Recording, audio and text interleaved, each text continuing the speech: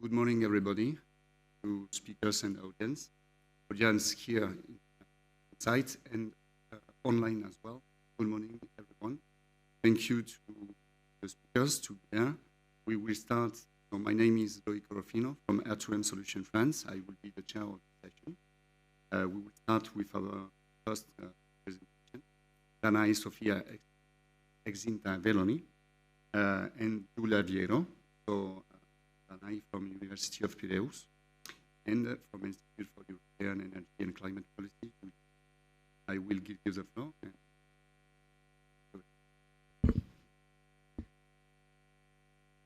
Very much. Good morning to everyone. Today, me and Giulia, we will some lessons learned in ways. Last project, which main focus is peer-to-peer capacity building program on finance schemes for local and regional authorities. So, give you a little bit of the context. These are the major energy consumers. 70% of the global use. That also makes them a big. So, but cities and regions can also be part of the solution. They can be key players and crucial actors in the fight against climate change and way to the EU goal of climate neutrality 50, and especially due to their proximity to citizens and considering that they are located in the interface between the individual household level and the national one, they can take action on several sectors, installation of energy, improving the buildings, raising our awareness, improve building ability, more. But they also face challenges, several steps of this planning, finance, measures. And some of these challenges, first one is funding, so they often struggle to get funding to do kind of actions. And then they also often lack the capacity of resources. How? So Prospect Plus to address these challenges by developing and implementing a peer-to-peer capacity program for local and the agencies, specifically on their energy schemes. So this way it enhances the making process, the local authorities, and helps them benefit from the rich experience and best practice throughout Europe. And the project also helps create synergies between the local authorities, but also local authorities and other stakeholders, also making technical finance. Overall, the learning program is structured around 5 thematic areas. So we have public and private buildings, public lighting, transport, and cross-sectoral, and it's implemented learning cycle. Each group goes 5 main steps, and within these 5 main steps, there is also a study where the people the other way around, depending on the learning method. So we have 3 learning methods. The first one, peer mentoring, is more advanced, let's say, experience. We have one-to-one connection, and then we have level, and then we have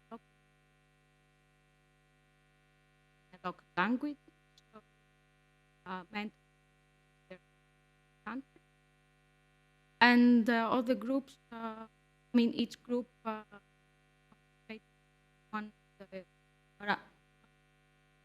of a list of finance schemes. Right-hand side, we have contracting, impacting soft law, energy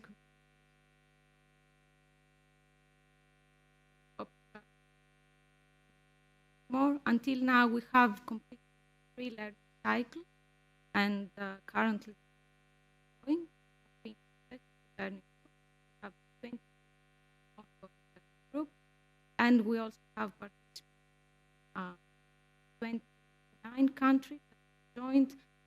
194.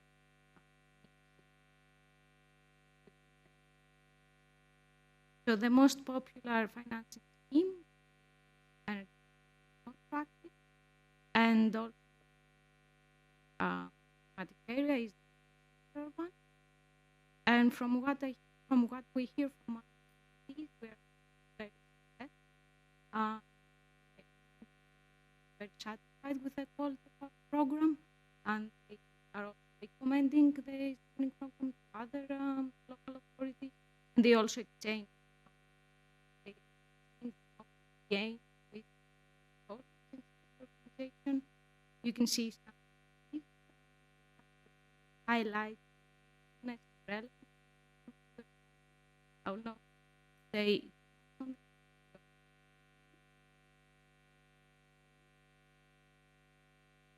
Thank you, Danai. Okay. So I will now share some valuable insights and lessons learned that we have gathered from our mentors and mentees. Overall, designing and implementing a capacity building program is challenging.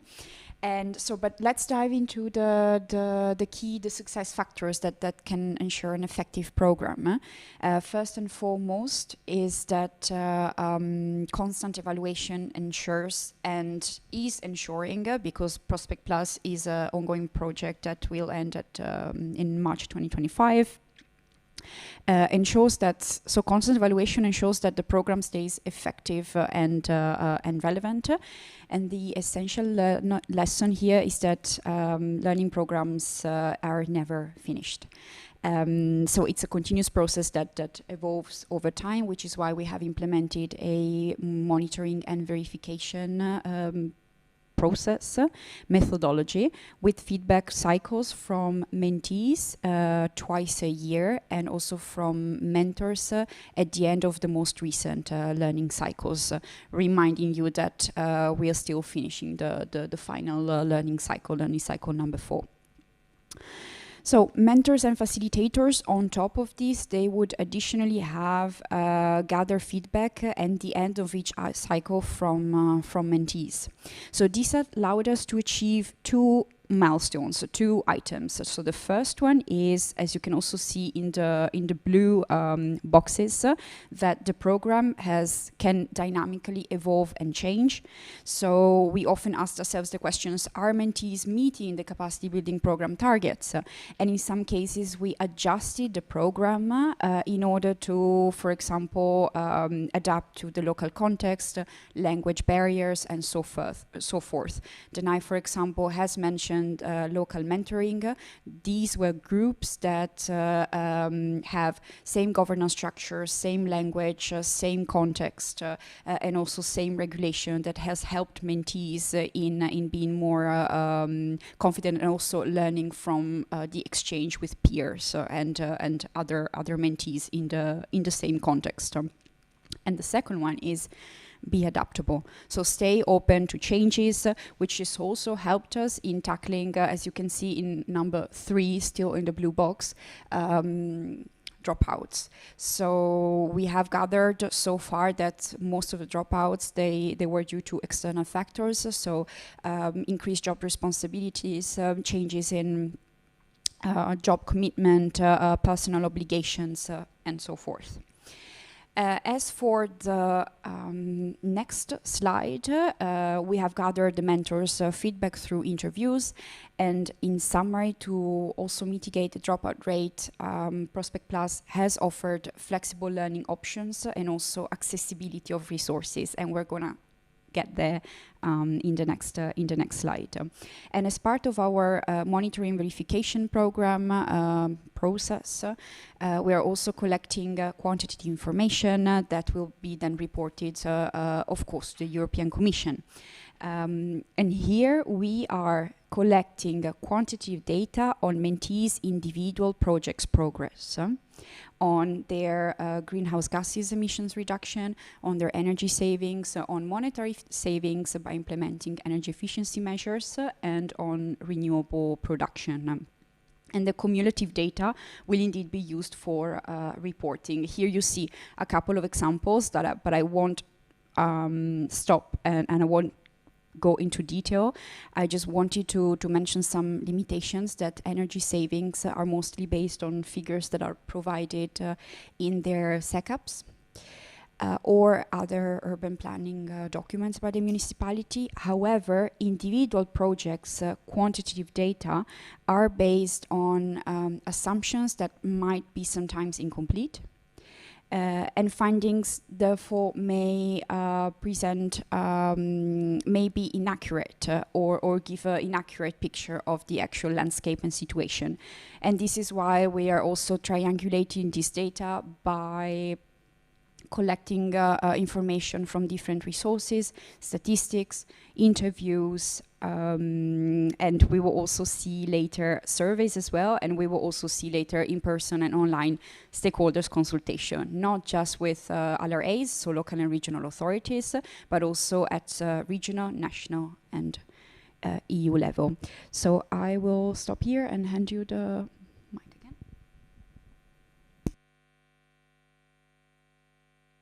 We will pass to another study done. So we wanted to investigate what are the barriers that the implementation from the side of local governments, but what cannot drive the. And we wanted also to give a quantitative element to the study. So in order to do that, we started a course that gave us 50 different factors, 48 barriers, 7 drivers that can emerge of such projects, 5 thematic areas is working on, and then we allocate these factors to 6 broad categories, so finance and economic ones, information, social, cultural, behavioral factors, policy and regulatory factors,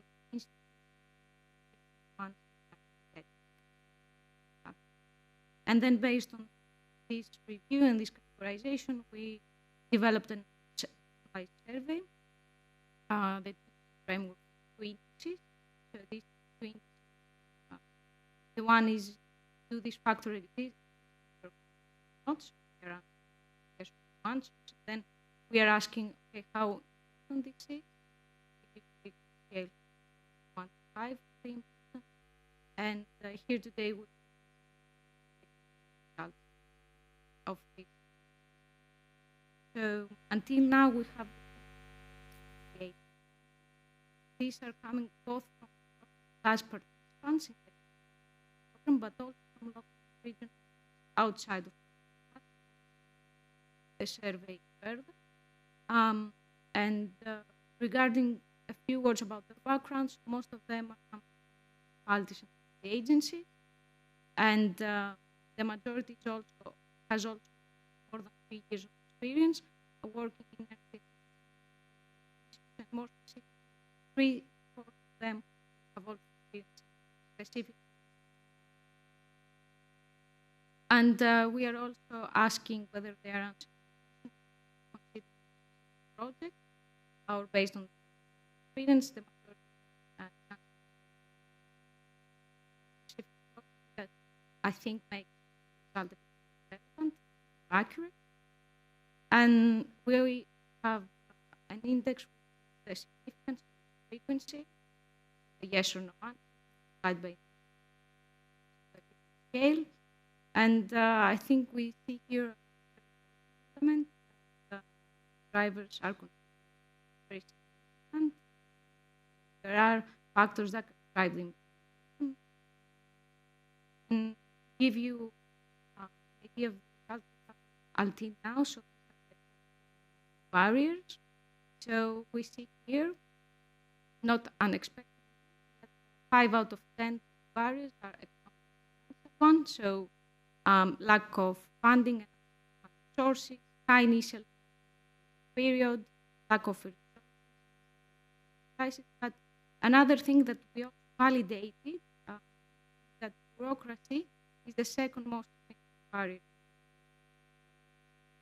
And then going now to the drivers, again, we see here that, again, economic driver for implementation, savings that come from investment, high energy prices drive the implementation.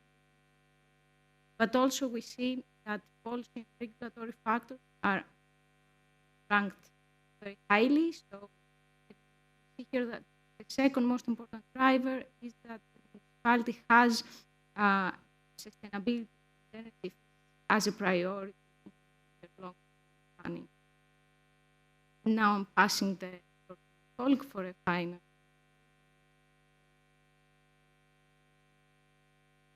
Thank you so much. Yes, so here I am coming back to two concepts.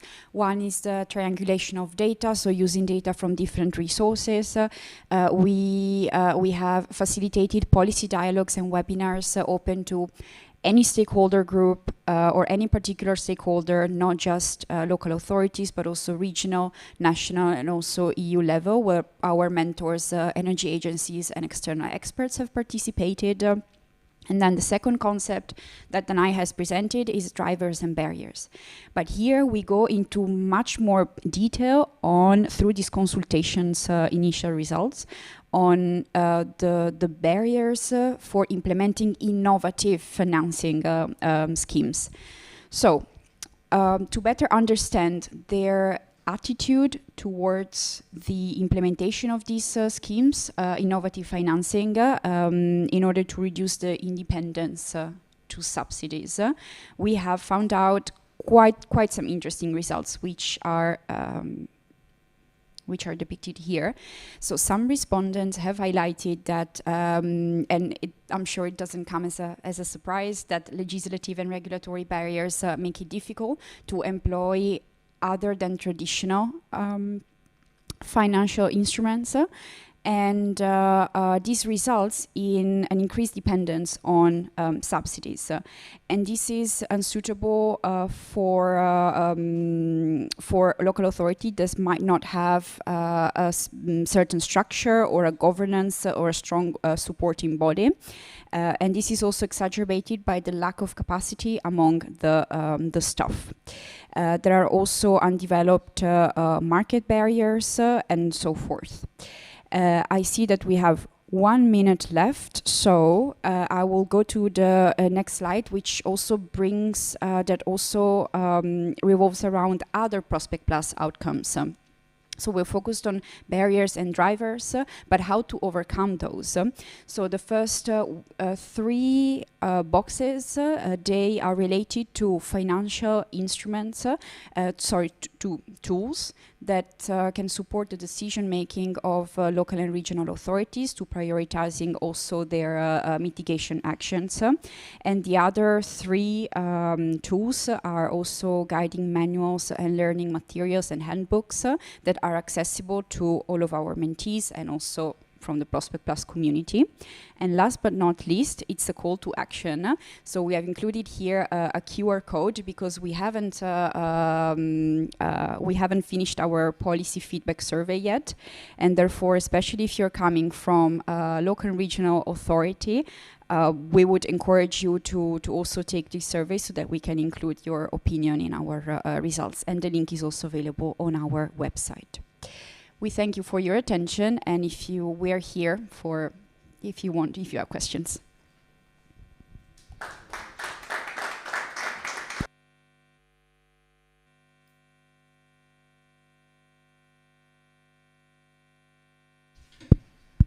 Thank you very much, Danai and Giulia. Thank you very much to all. Now I will call Tristan Emich from KIT.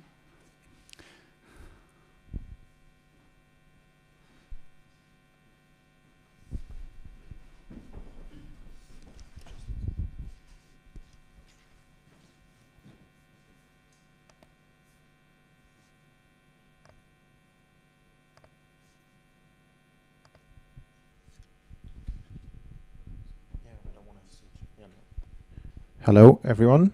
No, I don't like a seat, just like it's more comfortable to stand. Yeah, in the next couple of minutes, I will present you like a research topic we figured out, or we have, and you can see here, these 3 buildings. And they're going to be very important. And here, then, or my topic what I'm presenting is the validation of energy saving using the Smart Readiness Indicator. I don't know if you have heard about it, but I will tell you later what it is. If not, through like these buildings. These buildings are experimental buildings, like single family houses, but I will go through them so you have an impression what it looks like. In general, the world is changing, like the data is getting more important, the climate change, well, you name it, you all hear, because we all know these problems, and we try to figure out how to solve these problems. And of course, one solution is smart building. And this solution as well discovered by the European Union, and they developed a Smart Readiness Indicator. And this has an effect of the energy efficiency and as well of different impacts. Well, now a small question to all of you who have heard about the Smart Readiness Indicator.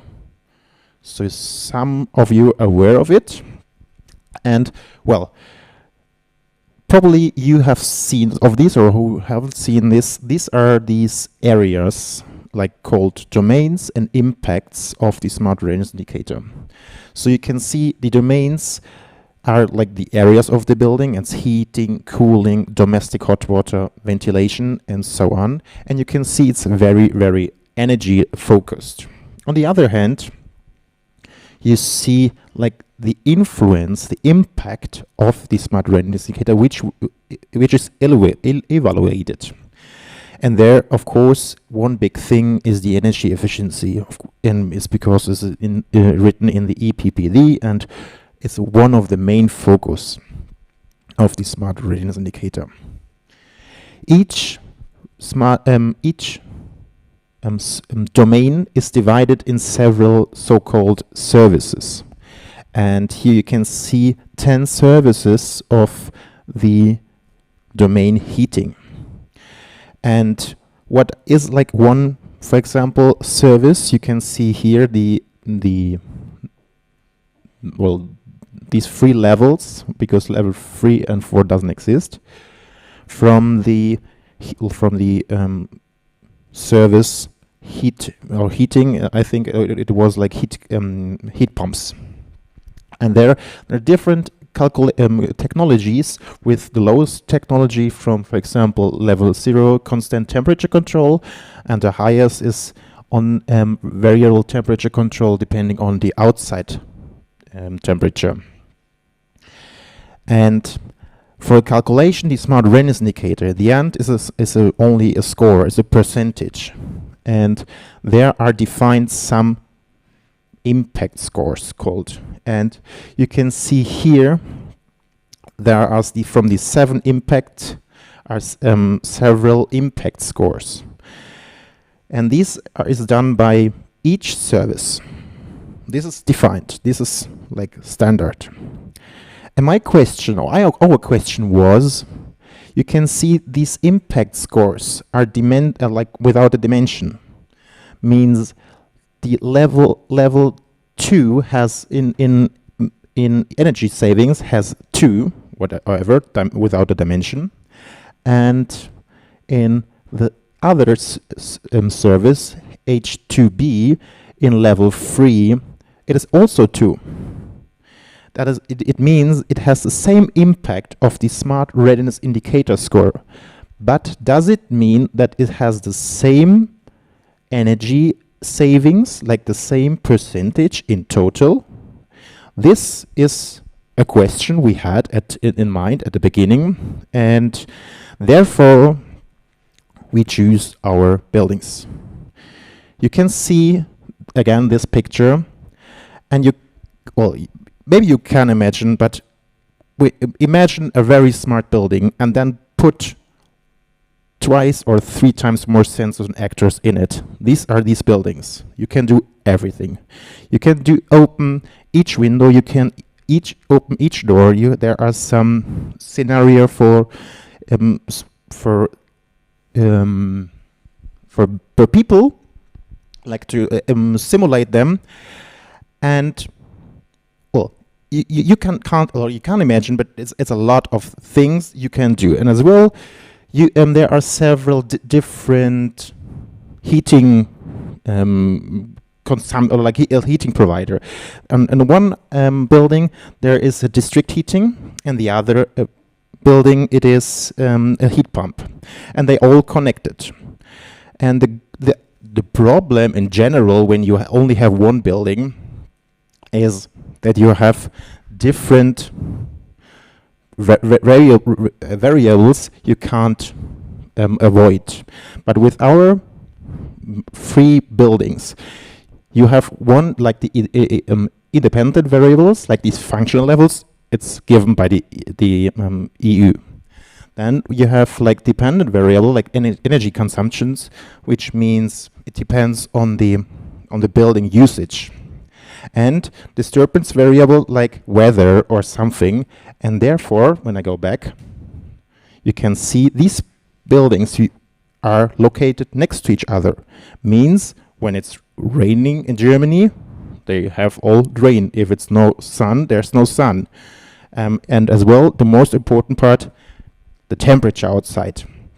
As a side note, this is constructed as a single family house, but it is an office for officers at our university, like located, and now it's used as an office. So with these 3 buildings, we did like experiments through the winter season, the last winter season. You can see we started before Christmas and ended in February. With the blue line, it's the outside temperature. In general, it was a very warm winter in Germany. So there's like 1, 2, 3, 4 weeks which is very, very cold. And the other was in average, 7 degrees. So it was kind of warm. And we divided our experiments in 3 different parts because, of course, in the night, we as well wanted to like exclude the input of the sun. So our main focus was in the night. So there is no sun. So we get rid of this variable. And then as well, we compared as well through during the day. And well, there, of course, it depends. You can't compare. It is sometimes difficult to compare Monday with Sunday or Monday or 3 weeks later because there's maybe different weather. And of course, on Saturday, on Sunday, there were normally, because we're in the university, we don't have like a scheduled time where you can work, but there are the employees shouldn't work at Saturday and Sunday, so during the winter season they didn't do it, or they did in several different offices. So with this data, we collected a lot of data. So you can see here, it's like one like data we collected. As I have shown you before, these different levels, we put different levels on these buildings and compared them and picked up some or collected the data. You can see here on the x-axis the outdoor temperature, and in the other x is the consumption of the building. And you can see, of course, you need more energy when it's colder and less if it's warmer, because the heating isn't using that much. And the average temperature was 6 degrees. So here you can see, like overall, these three levels from one service. And what you wouldn't expect, that the lowest level is but it has more energy has more less energy consumptions in colder regions compared to warmer regions or warmer days. What does it mean? When we only see this slide, we could say digitalization isn't the best idea if it's cold, because then only like small or less technology would be best. But then we figured out that there is a problem, or not a problem, with the supply temperature. We pump through through the heating system, because level 1 and 2 try to reduce the supply temperature in general. But if the supply temperature is less, but you need a temperature in your room, they pump more through the whole system. So that in this point, the consumptions in total increase. And this is our next. We try in the next winter season to do this test again, or do these experiments again with different supply, like the supply temperature, that we put it higher, so that hopefully the level 2 getting down and is always better, or have less energy consumption than level 0. And here in this slide, maybe we'll put this as well. You can is the results in one table. We have to remember our first question is, when we see on the down on the bottom 2 different services with different levels, and we asked ourselves, is the energy consumption or the energy savings for H2A and H2B for level 2 the same? Because it could be different amount of money to implement these levels. So we compared it as different things. At first, you can see, well, here, that the impact scores are the same. It means that the total SRI score, which got a benefit, like the percentage of the whole SRI, it's the same. Means when we put from level 0, of course, we don't get any points, and then we go to 0.2, 0 to level 2, we got in the SRI score for energy savings 10%. So if we would use both, like we get H2A on level 2 and H2B on level 2, we would have 20% in energy savings in heating. And our question was, is it like in general the same? Then we have a look, and we calculated as well the energy savings from the ISO 52120. There's a theoretical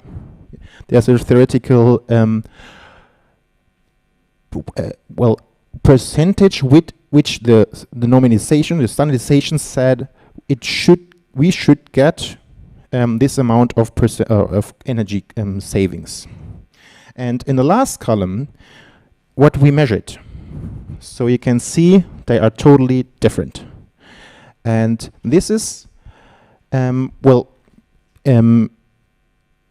result. Well, it's difficult to explain, or for someone who says digitalization is always energy efficiency. No, it is not, because of course it could be like using more energy, because it's pumping more through the whole system. But we will figure out, for sure, the answer would be digital building is more energy efficiency when you program it and you put on the right parameter in the right variables. So you have to not only put the smart devices in and then said, I'm done. No, you have to reconfigure it. And what more, of course, the energy consumption, like the energy efficiency, is definitely shown, but in some cases there are different ways to use different technology. But the comfort, it's difficult to measure the comfort in a building. What we did is, you want to get a temperature in one building, like we say 21 degrees. And the question is how often it goes, like in a range from half Kelvin, and how often it's go outside this range. And we figured out that with less technology, it's always getting the same. So like the radiator is heating, it's fine. But with optimization, it figures out when to heat, and maybe it's overheating, and then it's getting colder. So in the time, it's getting like between, like the temperature is getting up and down. So like for the comfort, it would be worse. And of course, well, the smart grid, it is as well good, but kind of time we'll see. Then go to the last slide. This is like again the energy, like these 3 buildings, and when you like to see them, like as well, like short advertise, we will have a Smart Readiness Indicator conference in 2 weeks or 3 weeks.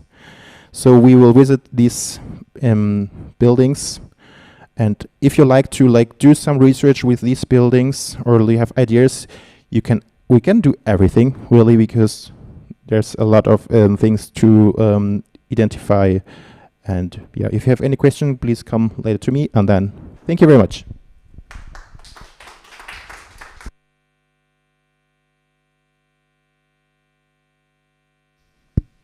Okay, thank you very much, Tristan. Thank you very much to everybody. Jie Yang now will be the next presentation from Arcelor.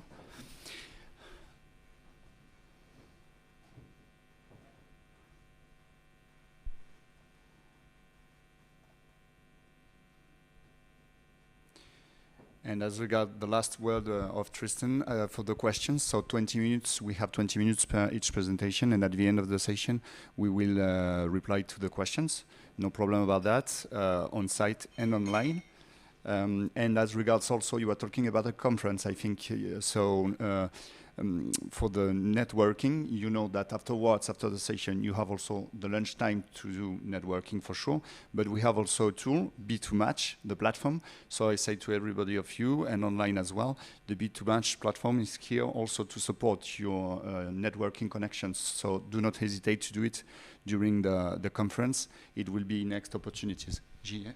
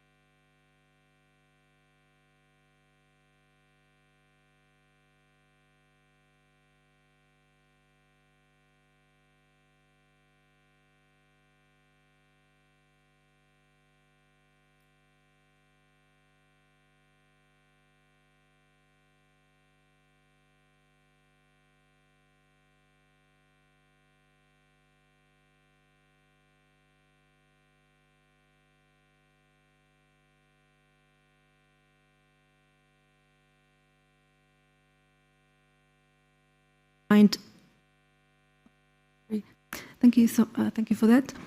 It was the little house, Petite Maison, was designed for disassembly and deconstruction, and with the reuse of building components in mind.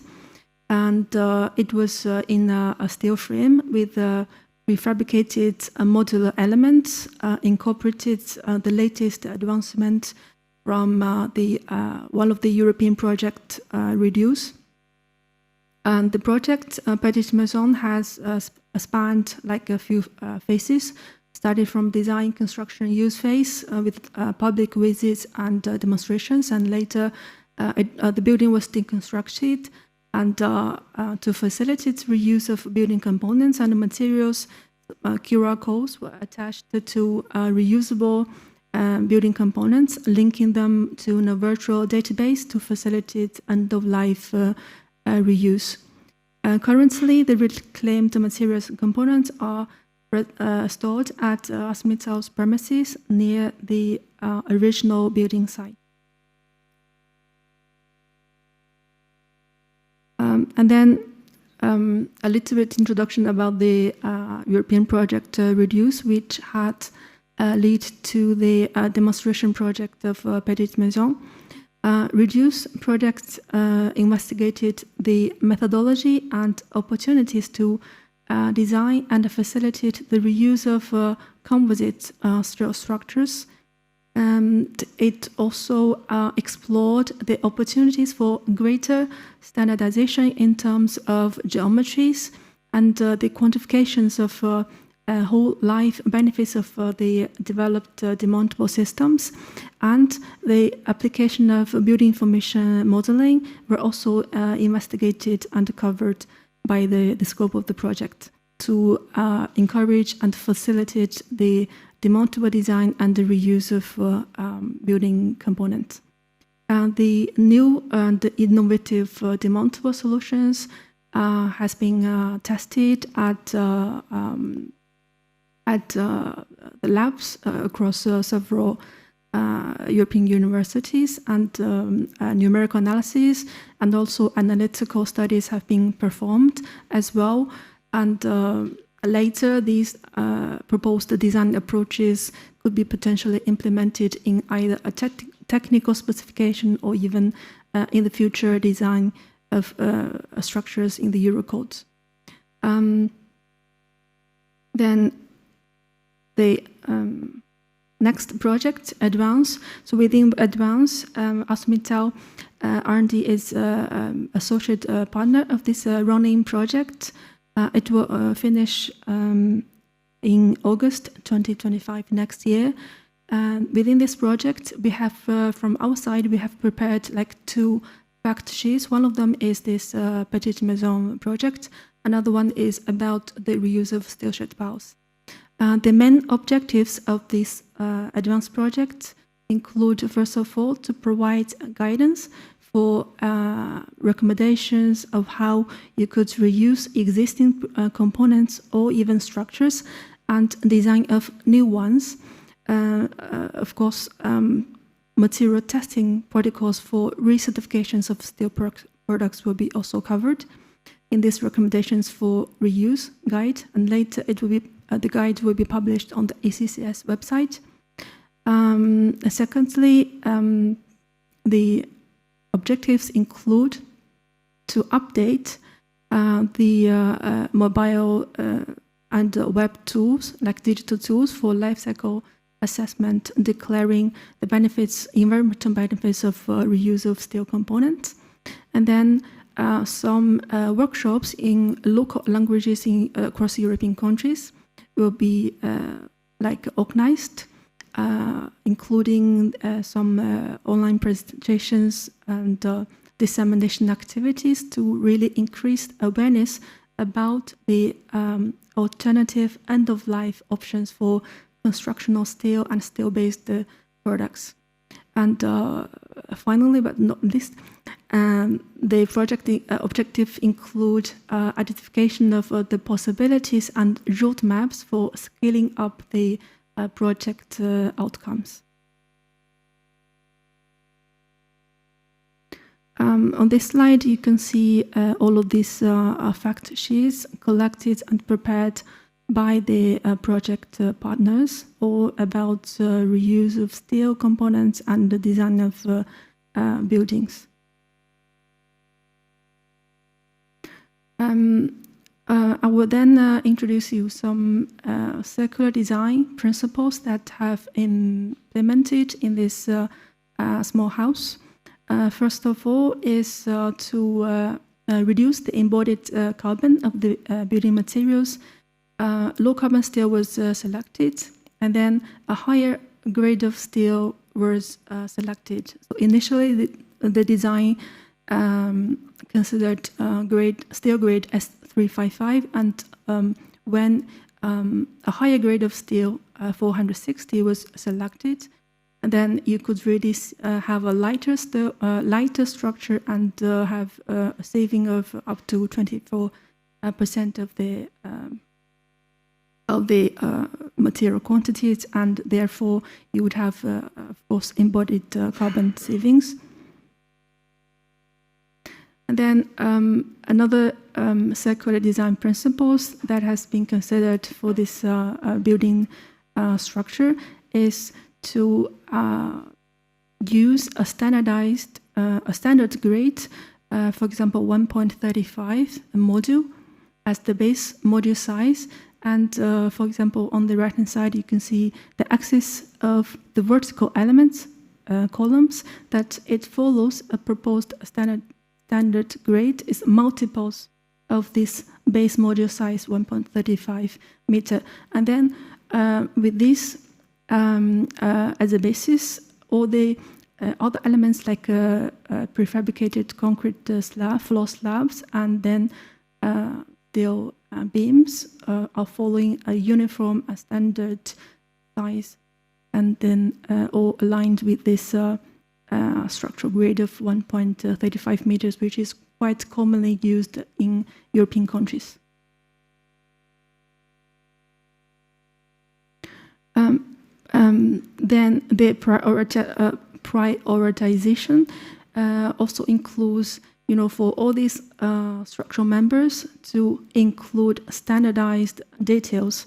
For example, like a standard spacing for the connecting elements between the floor slabs and the supporting steel beams, and then also standard like bolt hole layout at the ends of the horizontal and vertical members, and then you would have reduced efforts even during the inventory of construction and deconstruction. And on this top picture, I showed you a complex joint where multiple members meet at a single node, but with this standard layout of the bolt holes, you could really connect all these different members, and they could fit within this limited number of bolt holes. And then on the bottom here, you can see a new invention here is adaptable steel connections, and it has a long slotted holes on this fin plate, and then with a standard length of the beam, the horizontal member, you could really use these adaptable connections to connect the steel members to the supporting member. Either it's a vertical column member or it's a horizontal primary beam member. So you could really consider the adaptability of the member length for the horizontal beam element. And here you have a better view of the details of the adaptable steel connections that I introduced just now. And here in the middle, you see is a horizontal, a secondary beam member, and on the left and the right, it's like two primary beam members. So this is just one case that these adaptable steel connections could be applied. And later, when these secondary steel beams is used in another buildings in another building design, but following the same structural grade for the column, you could really connect this beam with using these adaptable steel connections and connect the beam to a various size of the columns. So that's how member adaptability has been considered with this design of adaptable steel connections. And then one of the innovations here for the demountable connections is between the prefabricated concrete slabs and the supporting member of steel beams. Then here, conventionally, we have welded shear studs welded on top of the steel beam and connected to the concrete member. So at end of life, it's not quite straightforward to disconnect these two elements. But with this new invention, first of all, it can ensure material efficiency or structural efficiency with a minimum material quantity. But secondly, you could dismount the composite solution and reclaim both the prefabricated concrete slab and also the steel beam, like with minimum efforts and with minimum reprocessing and preparation for reuse of both elements at end of life. And then last but not least, for this building design consideration, and low carbon steel was selected, and also for the non-load bearing timber panels, they are sourced from reclaimed or reused materials. To facilitate the deconstruction of the building, both digital and printed inventory catalogs were prepared, and each construction element had like QR codes linked to a digital online platform. For construction and deconstruction, the same contractors were responsible. So with their familiarity to the building structure, so then the construction time and construction efforts were minimized. A deconstruction procedure and also a storage plan were also prepared to facilitate efficient handling and organization throughout the deconstruction process. On these slides, you can have a closer look of the reclaimed building materials and the building components. Basically, the message here is for steel sections within the steel frame, they were well separated and were in good condition. So there is no signs of rust, no visible deformation of the profiles. And then for the timber and concrete materials, there were some minor damages. For example, in the timber frame at the screw level, because the screw was deeply embedded in the timber element, and also for the prefabricated concrete foundations, there were some minor damages to the edges of the foundation blocks. But these kind of damages are quite easily repairable. So the reclaimed components are potentially reusable in the next project. And then to facilitate handling of these adaptable connections, the connecting plates and bolts were reattached to the steel beams, and the elements reclaimed were labeled by the contractors. A few future reuse scenarios have been considered or investigated. First of all is the relocation of the building as a whole structure, and then later a second option is the extension of the building structure, but following in the same layout of the original building, but with extensions using more reclaimed materials sourced from other projects. And then a third option is to adapt the building components and the materials to a new layout. Some concluding remarks with this demonstration building is that construction or even buildings, and they could really, you could really consider this as a material banks that you could implement a demountable system and then to facilitate the end-of-life reclaim and preparation for reuse of these components. And then some key aspects to the success of this demonstration building is, first of all, the easy, early engagement during the design phase. So consider during the concept design phase, the demountability of the building structure, and then comprehensive inventory documentation and the contractor's familiarity with the building structures, and then some well-structured deconstruction plan, storage plan, and deconstruction procedures, etc. Then a large number of partners were involved for this Petite Maison project, and particularly for the fact sheet of the Petite Maison, we were supported by the professor from University of Luxembourg, and also the PhD candidate Shahin and Andres Cosma and Carrie Schmidt. They were the structural engineer and architect of this project. And then we'll conclude with another case for circularity of steel, particularly the reuse of steel shut valves.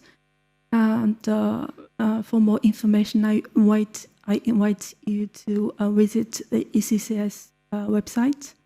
And basically, the message here is that this type of constructional steel product, with the modularity and high stiffness of the product, and with available rental and buyback business model, and it could really facilitate the infinite use of steel. And then I will conclude, and thank you very much for your attention.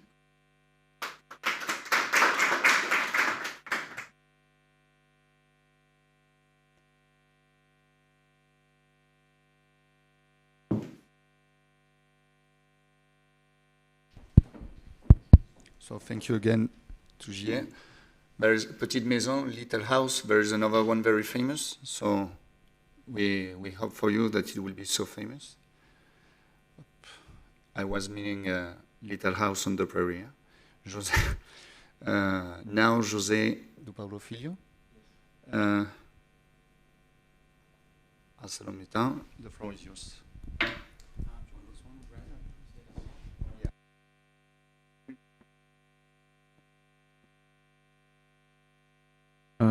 No, I prefer this one.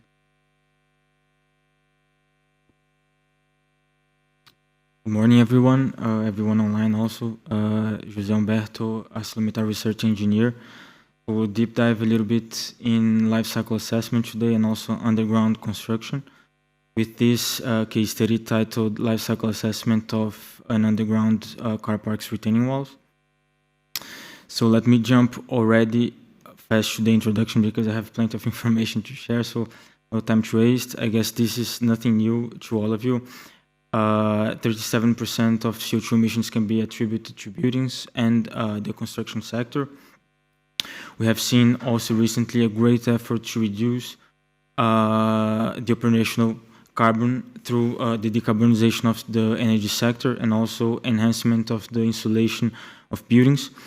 And this has put a big awareness in the embodied carbon, and us as civil engineers and architects, that's where we can really reduce and affect and propose solutions for the reduction of embodied carbon, like using high-strength steel, for example, or also coming up with clever and smart engineering solutions.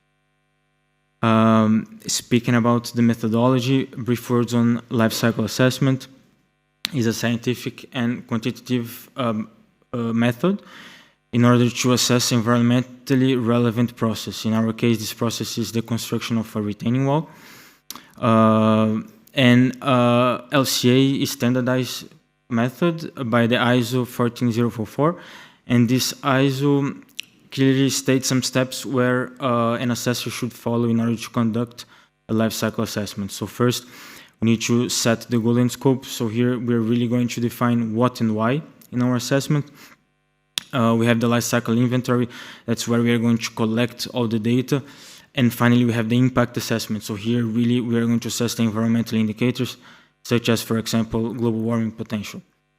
And finally, the LCA interpretation. So we're going to understand what is influencing, let's say, environmental impacts in your construction or process.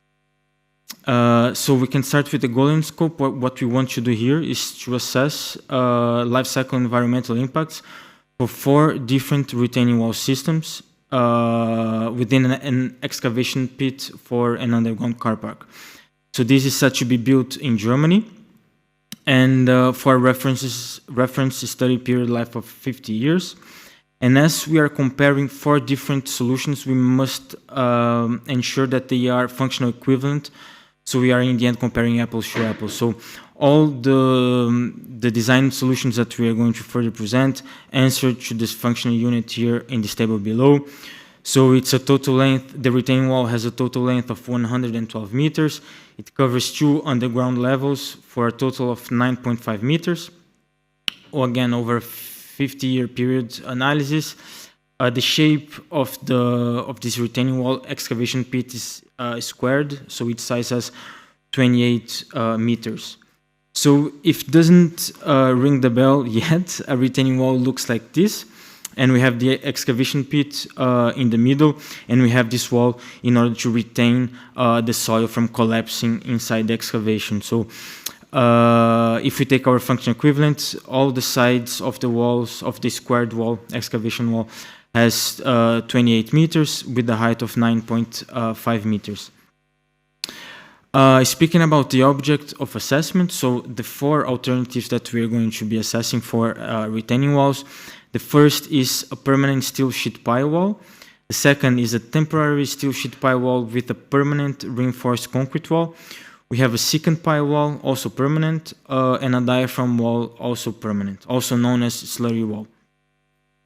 All the structural design was conducted by an independent design office in Germany, and also to ensure the functional equivalency, so to make us able to compare the solutions. They were designed considering the same boundary conditions, such as design assumptions, the building situation, and most importantly, the soil condition that I'm putting here on the right side that is typical from the burden region. So speaking about each of the variants, this is the permanent sheet pile wall. So we have on the top left of the screen, we have the cross-section of the sheet pile. It's an AZ32750 that was designed to have 14.50 meters. And if you don't know the construction steps, because this is quite important as we included in the life cycle assessment also, the first thing that we do here, we drive the sheet piles in the ground. Then we start excavating, and as we progress with the excavation, we need to brace the sheet pile. When we reach the excavation level, we can start casting the ready-mix concrete slabs, and as we cast those, you can start removing the bracings because this slab is already bracing the retaining wall. And finally, we have the final underground solution. Having a look now in the temporary sheet pile wall with a permanent ready-mix concrete wall, reinforced concrete wall, we see on the top left we have the same cross-section for the sheet pile, but in red we have the addition of a 40 centimeters thick reinforced concrete wall. So the sheet pile has the same height as before, 14.5 meters, and the permanent ready-mix reinforced concrete wall, 7.5 meters. The construction steps are the same, except from the last two, where as you start casting the concrete for the slabs, you also cast the concrete for the permanent wall. And finally, when everything is built, you are able to extract the sheet pile from the ground to be able to reuse it in different construction sites. So that's why we call it a temporary sheet pile wall, because it's just for the construction phase. Then we have the solutions that we want to compare with. We have the permanent secant pile wall. On the top left, we have the diameter of the secant pile is 1.18 meters. also for a total height of 14.5 meters. And the construction steps, the first thing that you need to do is to build a guide wall. Then you drive on the ground a steel tube that here it's called as the installation casing. Then you drill inside this tube in order to remove the soil. You put concrete inside, and then you repeat the same process, not in the next pile, but on the one just after. So then in the end, you have 2 consecutive concreted piles. So then you come and you drill in the middle of this concreted pile. So you have this intersection, as you see on the top left. You put the steel reinforcement, and then you cast concrete inside. And then you have more or less what this final configuration, and you can do it along the wall. Finally, we have a diaphragm reinforced concrete wall.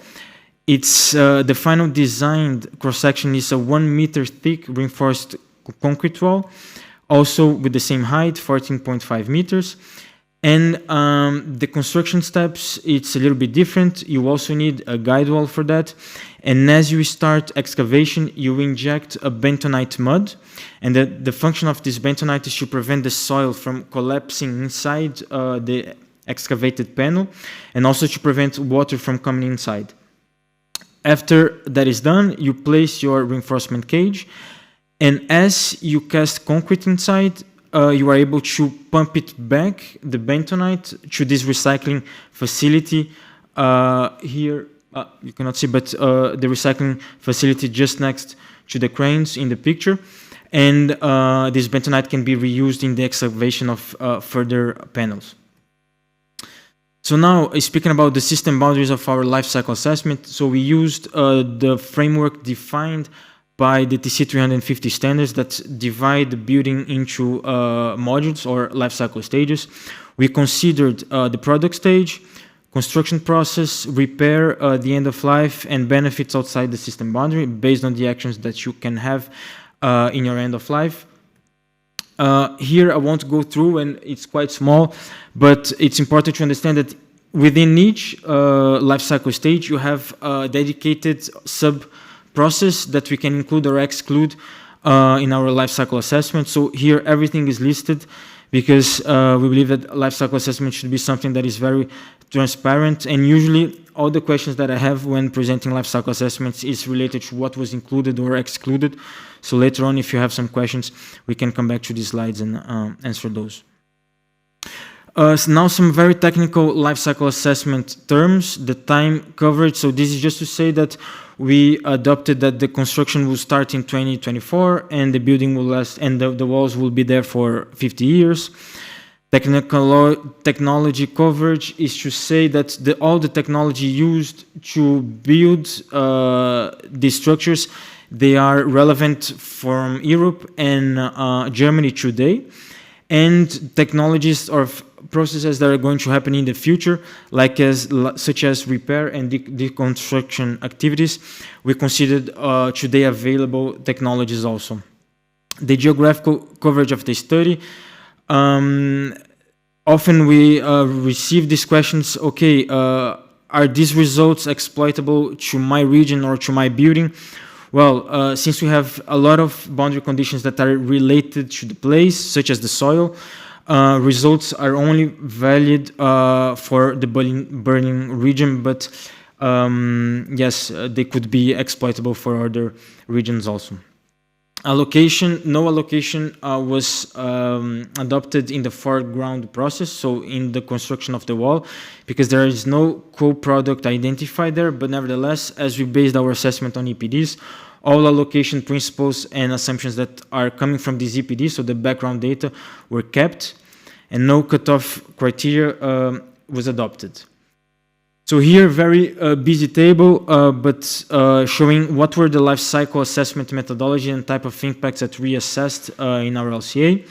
We included all the 13 mandatory indicators as per EN 15804, Annex A2.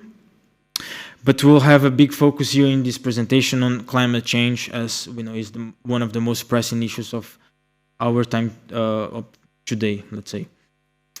We can have a look also in all the assumptions for the scenario-dependent life cycle stages, so for the transport, Basically, we have all the materials and we need to assume a distance and a transportation type for those. So those impacts were included in the assessment.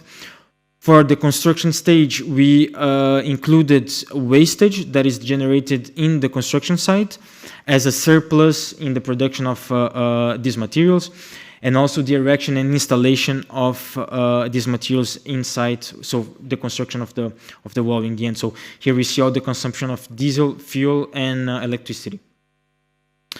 We also had assumptions for repair that was basically assumed just for the fire coating that is applied to the steel sheet pile wall.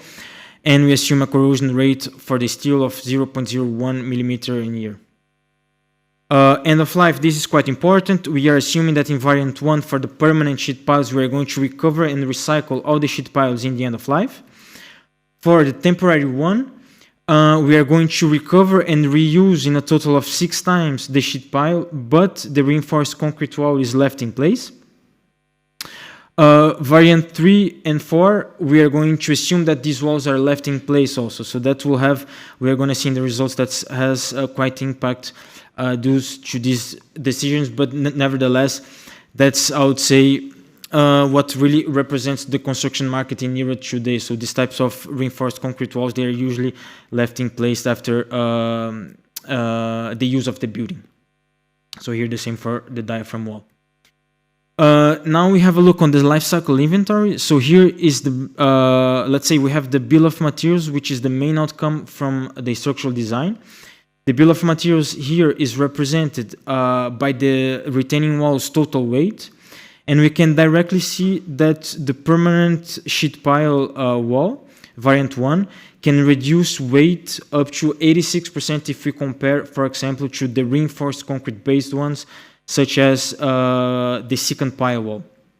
So that in the end will have huge effects also in global warming potential emissions, as we see, as we'll see in the results further.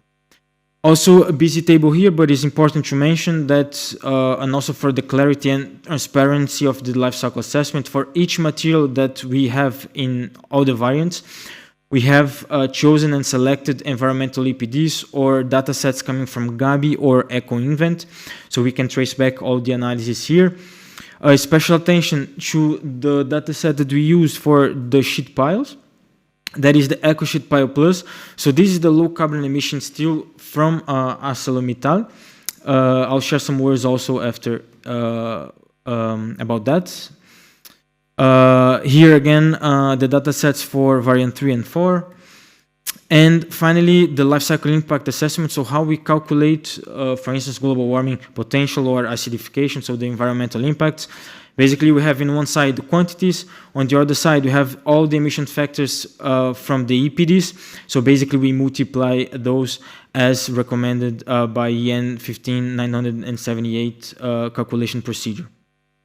About low carbon steel from ArcelorMittal, XCAB, it's produced from an electric arc furnace. So we use up to 100% recycled steel. Combined with 100% renewable electricity. So that is how we can greatly reduce the product stage impacts. And here in the bottom, we see a comparison between XCAB and worldwide average production, and we see that impacts can be reduced for global warming potential up to 85%. So now, finally, results. We see here on this diagram all the 4 variants, and results here are represented by life cycle stages. So here we can see the influence of each life cycle stage among the different variants. We can directly see that the most, and as expected, the biggest influence is coming from the product stage, apart from variant 2, where we have a big influence on the construction stage. And that's why, because the temporary sheet piles, since they are temporary elements, they must be declared as impacts that are happening in the construction site. We can see that variant 1 can reduce global warming potential up to 60% if we compare to variant 4. So more than reducing more than half. We can also exploit results not focusing anymore on the life cycle stages, but on the influence of each material that are present in the different variants. We have, for instance, ready-mix concrete, the hot rolled sheet piles, reinforcement, fire protection, and so on. And we see, as expected, that reinforced concrete has a big influence on variant 3 and 4, as opposed to variant 1 and 2, where the hot rolled sheet piles are really dictating global warming potential. Here, just to mention that we not only assessed global warming potential, but all the other indicators, and more or less the tendency was that variant 1 and 2 reduced or improved a little bit the environmental performance of the retaining wall solution.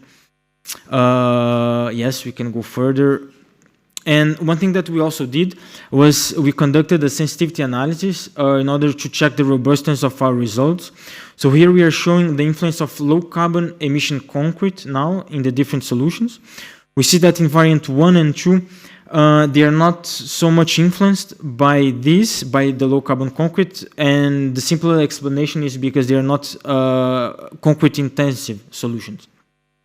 As opposed to variant 3 and 4, where low carbon ready mix concrete were able to reduce global warming potential up to 24%, lowering the difference between variant 1 and 4 now to 53% of CO2 equivalent reductions. It's important, as we are here disclosing all these results to the public, ISO standard says that you need to challenge your LCA by a critical review. So just to say that we set up a critical review, a panel that reviewed and challenged our study, and after several iterations, we improved, and we had in the end a very good and fair life cycle assessment. And finally, just to wrap up the final conclusions, we saw that we were able to reduce, when we compare variant 1 and 3 to variant 3 and 4, up to 86% on the total building mass, allied with the use of 100% recycled steel sheet piles and 100% renewable electricity. We're able to greatly reduce environmental impacts. And if we speak about global warming potential, we are able to reduce up to 60% of those impacts, comparing variant 1 and 4. And the majority of the impacts are coming from the product stage, so because of the production of materials. And finally, we saw that low carbon concrete has a big influence in results for variant 3 and 4 because they are very concrete intensive solutions. Thank you very much. And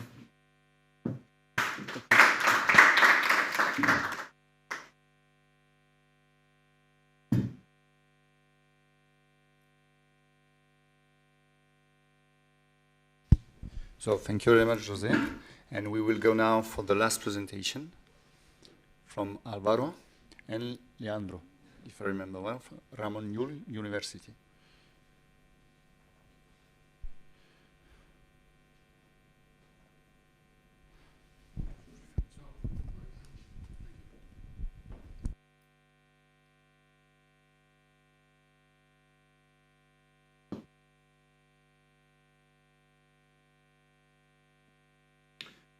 So let me just introduce the project, RETABIT, and then my colleague Álvaro will continue with the details. I'm going only to introduce the project, basic concepts, and then we'll get into it.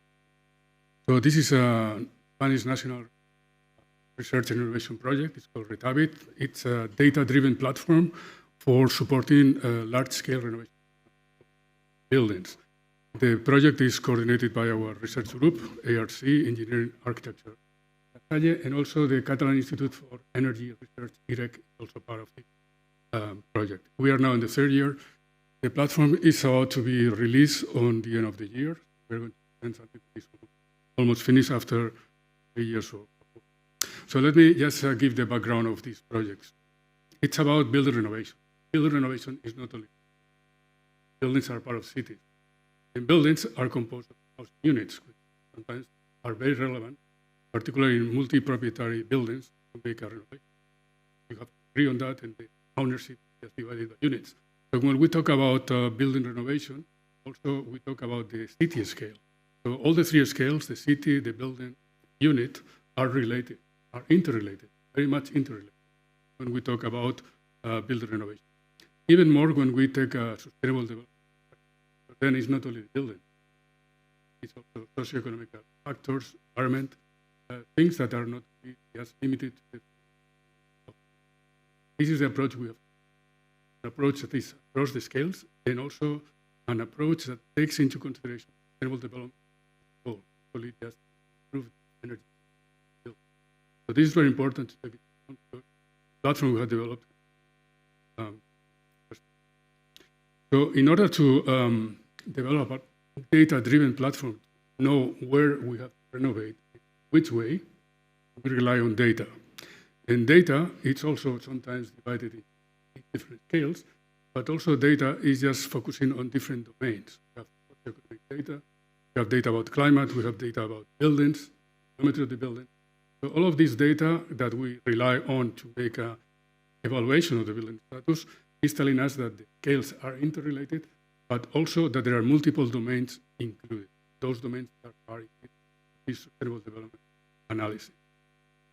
When we want to make interventions on the building stock after we have made our evaluation, we have to know beforehand what objectives we want to achieve and at which scale.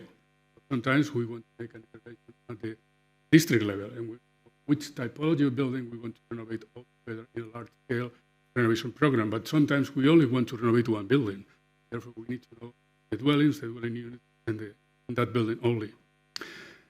If we go a step further in our interventions, when we want to improve something, it's because we want to achieve certain. It's because we have put all the complexity of the building renovation scales, and therefore we need certain kind of indicator that tell us how this complexity can be measured, how we can be sure that when we make a renovation, we can evaluate the impact with regard to indicators. In a way, combine scales, combine different domains in order to undertake this kind of renovation programs from a sustainable perspective. So indicators themselves embody the complexity of the building renovation. It's an important part of the project, and we'll explain later. Indicators sometimes coincide with the data. Data can be the indicator. Many times, indicators are composed of many different data, and that's part of the comprehensive. So just to summarize, we need to align data, indicators, and objectives in order to develop these large-scale renovation programs. And we can start in any of these three components. We can start with the data, in case we have data, then we develop our indicators from the data, and then we develop our objectives. We could also start the other way around. We have certain objectives, and we need some data, and we look for this data. And then from this data, we create the indicators. It doesn't matter where we start from. What is important is that 3R data, indicators, and objectives are aligned and consistent, and over time. This kind of approach we have developed in our research project, our research group ARC for many years already. We have developed already systems in direction from this Manco platform in European projects, also for energy performance certification. We have also developed applications, also at the municipal level. And now we are developing this project. I will give the word to my colleague Álvaro, Sicilia, which will continue with more detail on the RETABIT. RETABIT platform based on data. It's a data-intensive platform that enables the end users, which are mainly city authorities, urban planners, to define these renovation plans at building level. Yeah? So this platform first enables users to find out which are the areas that you should renovate, taking into consideration different dimensions, social aspects, vulnerability of the people, perhaps the buildings that are more damaged. So there are different aspects that depends on the end user, the city, can decide to focus on one area or a different area. So with regard to the data, which is so important for us and for make well-informed decisions, these are the data sources that we are considering in the project. EPC database, which is energy performance certificates, it's not contracts. Then we have the cadastre, when we have all the buildings in Catalonia, more than one buildings. We have registered. Then we have an OpenStreetMap for the amenities, the land cover to understand which is the use of the ground, if it is a green area or it is crops or whatever. Weather data, rental prices, national statistics about who is living there, because the people is important, who is living there, which is the income that they have as a family, which are the status, the origin, different kinds of information that we have integrated all together in a single database in which we can calculate these kind of indicators that you see in the screen. From the energy domain, we have energy consumption, demand, carbon emissions, also the PV potential generation, electricity. For the socioeconomic dimension, we have median household income, house price, and average renting price compared to family income. And with regard to the environment or the urban, we have vulnerability to heat waves and temperature rise, urban equipment, is also known as the 5 minutes city, green area surface, and accessibility to big lanes. So all of these indicators can be used by the end users to do one thing. First, to identify the buildings to be renovated, which is the part that I'm going to present, or we're going to present today. And the second part is to design a renovation plan, or which measures I should apply for reduce consumption to reduce carbon emissions. So now I'm going to present some indicators. These indicators are calculated. I mean, we have the data at building level or at neighborhood level, and all this data is integrated always at building level. For example, the energy indicators comes from energy performance certificates database from our local authority in Catalonia, is in Spain, and we have more than 1 million certificates. So we have cleaned this data, we have integrated, and from this data we have calculated the different indicators. And what happened with data? That maybe you don't have data for all of your buildings, because the certificates, maybe you have a certificate for the whole building, that's great, or maybe you have a certificate for a building unit, for a dwelling, but not all the dwellings of the building. Or maybe there is a third option that you don't have any data for any building. So what we can do in this regard? So as we have a lot of data, and our background is data science, we have developed an estimator. Yeah? So based on this data, we have first cleaned this data based on a data quality methodology that has been carried out in other projects that we coordinate, which is called TimePack.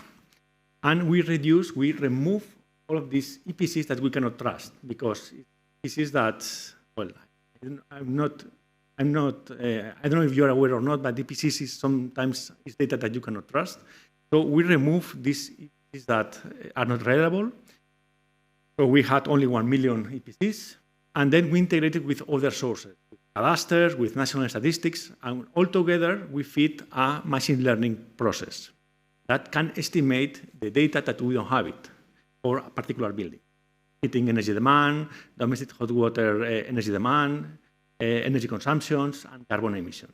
And the mean absolute error that we had with this process is like 6 kilowatts per square meter.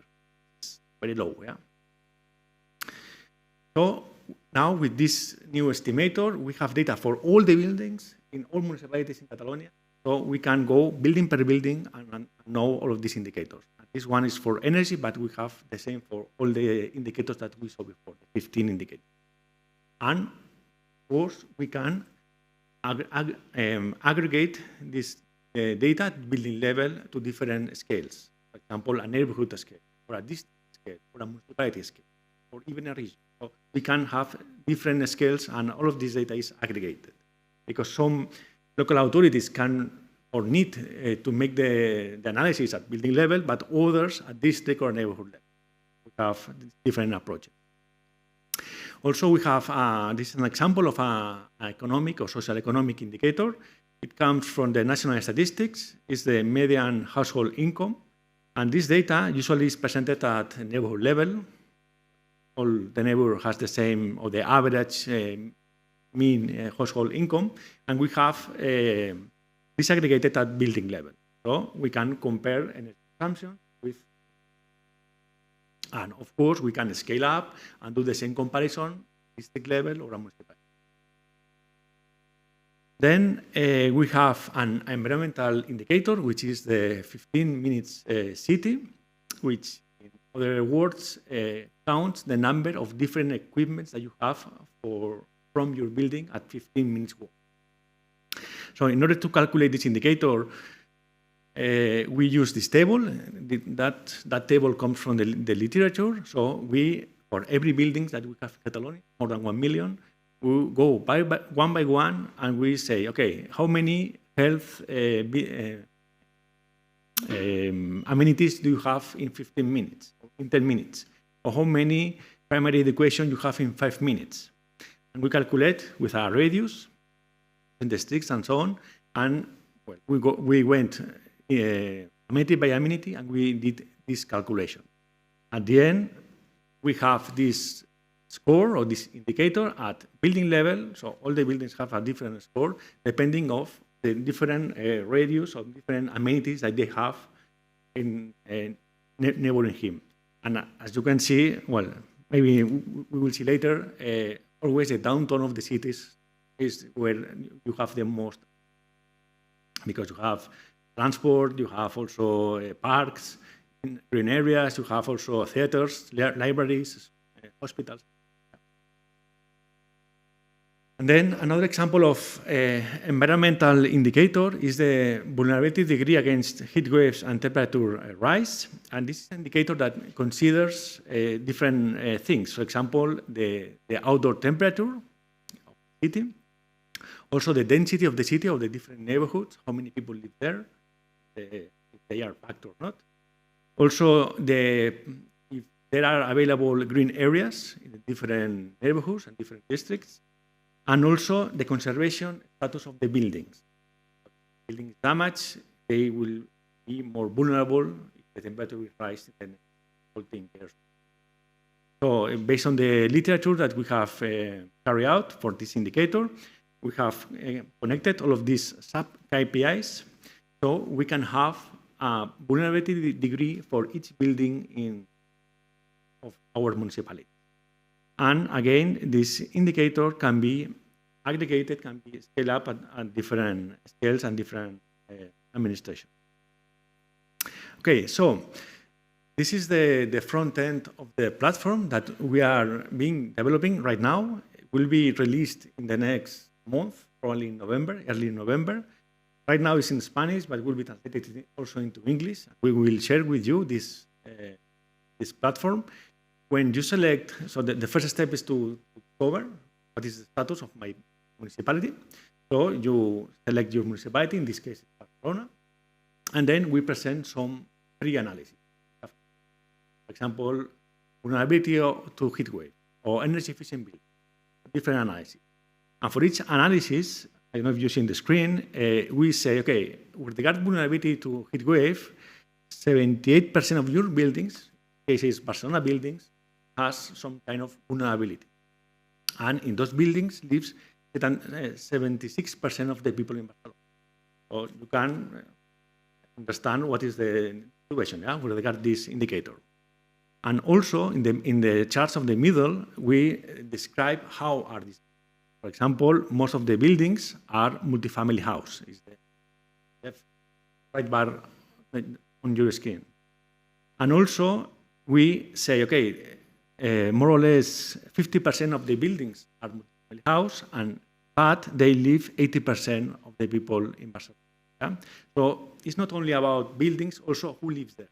And always we do this comparison in all of our indicators. Also, we can show how are the buildings with regard to building construction, the year of construction, I mean, with different construction periods that are based on the literature. Always we see the buildings, and also we can see the population and the percentage of occupation, how many people live there. Because since we have this data, we can say, okay, the building can afford 10 people, but only 5 live there, half occupied. Yeah? And then on the right side, we put some related indicators. Okay, so now we are looking at vulnerability, but also there are green areas. We have related the 15 city indicator, and so on. Once you select one analysis, you can go further. You can see all of this data in a map, in a table. You can change the indicator, and the map is updated accordingly. Also, you can zoom in and go to the buildings and click one building, and you will see a small report of all of these indicators of this building.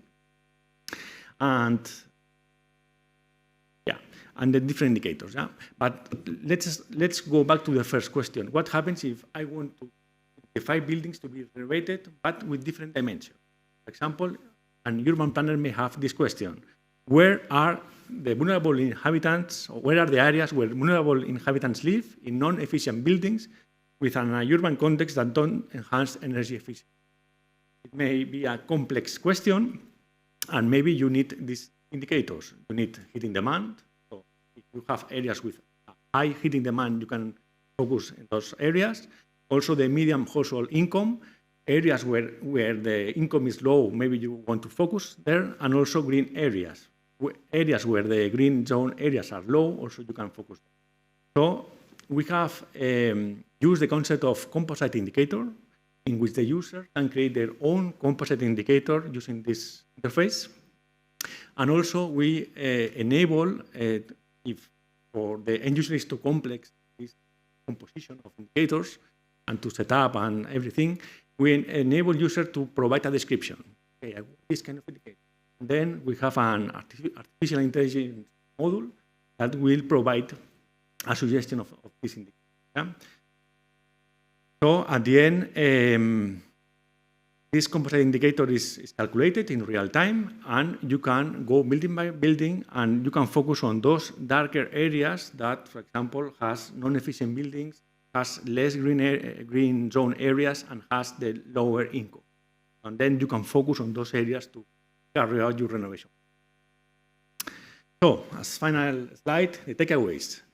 As Leandro said in the beginning, the renovation of buildings is not only about buildings, also the people who live there, also the city that involves the buildings. So we have to go beyond the urban energy model. So energy, of course, has to be calculated. Also the life cycle analysis has to be calculated, but we have to go beyond. The platform, the sneak peek that we have today about RETABIT platform has been applied in a Spanish region, in Catalonia, but can be further applied in any European city or European region. It's a matter of if you have the data and you have the willing, we can talk and let's apply this platform in other contexts. Yeah? And with regard to the data, the granularity is important. You can have data at municipal level, but the important thing is always try to scale down at building level. At that point, you can make well-informed decisions. Also, standardization is so important. We saw in the previous presentation that the standardization should be there, with the ISOs and the consent. So all of these indicators that I shown you today are baked on strong literature review. So the different papers that we're going to publish will be there, the literature review. And also the composite indicator is a good tool to understand one particular problem with a different dimension, not only energy, or social, economic, or environmental. Thank you.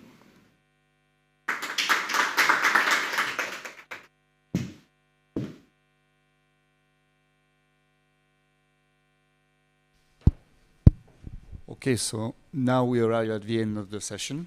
We are ready for, you are ready maybe for the lunch and the networking. You know that you have also meeting tables, but before I would like to ask if you have some questions. We can take for sure 10, 15 minutes according to what you need, what you would like to. Somebody has a question? I will go with the micro. Thank you so much. Yes, I have, so Giulia from the project Prospect Plus, the presentation. Sorry if I'm giving you the my shoulder, Danai. I have a question for Jie Yang. So you presented very interesting cases, but I was wondering about the gap design and prototyping to market, especially the Petite Maison. Are you exploring pathways to standardization and certification of the innovative techniques and materials that you are using? Because it's just one case. So I was wondering about the approach to market, to upscaling.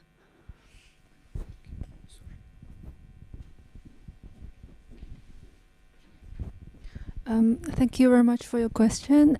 So first of all, this demountable innovative solution started with a lab testing. So we demonstrated that this structural solution is technically viable, but later there has to be some market initiatives to really take these demountable solutions, because considering that a design life of a building structure is 50 years, so if we construct a building with the demountable systems now, but later we expect that in 50 years that these components will be reclaimed and reused, but that will be beyond the time frame of this 2050, for the carbon neutrality. But I would encourage not only a constraint within this time frame of 2050, but really we consider the next or future generation of building stocks. So it's really a good question that really there has to be a drive for the business models of demountable solutions, really for the upscaling and for the successful application of these innovative solutions. But first of all, we have demonstrated at lab levels that this solution could be safe and applied in a building construction. Thank you. Other question?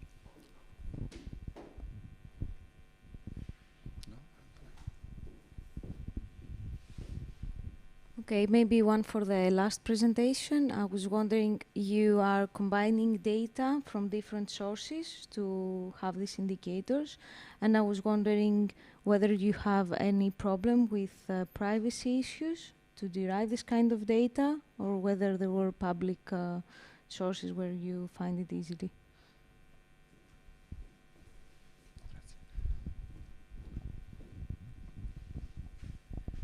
Most of the data that we are using is public. We are lucky in Spain because it's public. There are other countries like Germany that this kind of data is not public, or in Austria. The income is aggregated at census level, census section level, which is around 2,000 people. 2,000 people, yeah. So it's anonymous data, yeah, because it's aggregated. It's the average. And also, it's important that we also try to use other sources like building technical inspections, that you have very detailed data about the building status, but this data has not been shared with us because these privacy issues. So it depends. And the plan of the platform is to make contracts with the municipalities, and if they have the census, for example, detailed census at building level, then they can use the platform with their data without ourselves accessing that data. It's up to them to use that data to carry out their own analysis, because usually the municipalities or the public bodies has very detailed data, but it's not shared with public institutions or with research team as us. Yeah, this is a very sensitive issue, because if we go further in this direction, we can pinpoint buildings that have serious deficiencies, for example, and since most of the buildings in Spain and many other countries in Europe are privately owned and they are sold and bought, this has an impact on the market. And therefore, if you are going to buy a building and you have a system like this that tells you this building has these deficiencies, it needs 20,000 euros to be invested to renovate it, you are creating troubles in the housing market. So it's a very important issue, and it's one of the limits we have when we go into this direction, because we could go deeper and say this building has exactly these deficiencies and these problems and so on. But we are getting to very dangerous territories there. Yes. Since we are using this aggregate data to management, for example, then there is may lack some accuracy for each This is a large-scale overview. Actually, we don't want to get into exactly that building, what happens there. It's more for large-scale renovation programs, so to have a strategic overview for municipalities. Yes, for design.